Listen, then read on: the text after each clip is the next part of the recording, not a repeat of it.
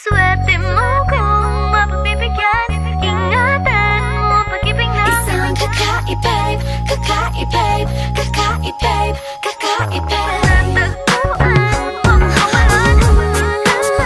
Kakahanap pa Isang kakaibig, kakaibig, kakaibig, kakaibig. Simple walang ate, prende lang siya lagi. Pagkakasundo ng puso't utak nyo ay grabe. Kayang sumabay sa trip ng inyong tropa. Siya pa yata makatatala sa'yo sa Dota. Di ka pahihirapan pa akyatin ng ligaw. Kahit ang kaya mong ipakain na nga isa. Huwag kang magkakamali na pag-isipan siya ng chick. Wala lang talagang kaso sa kanya kung mag-G. Marunong maglaba kahit wala sa itsura.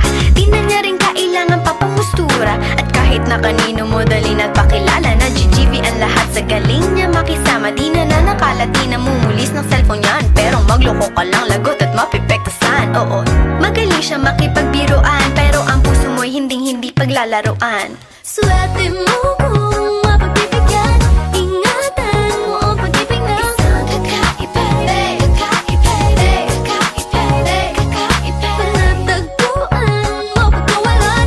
Minsan lang makahanap ng Isang kakaibig, kakaibig, kakaibig, kakaibig. Simple lang pumorma pero swabe ang dating. Sa lahat yata ng bagay hanip grabe ang galing.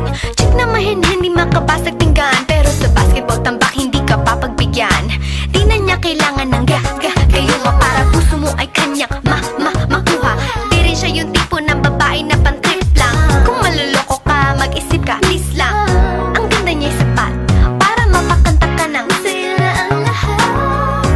okay lang yan but siguro kulang ka sa talino kung sa kanya'y di tapat. Inakala mo Na madali siyang palitan na papatunay ito na kailangan ng tabasan mga sungay mo. Kundi hindi siya nararapat sa buhay mo.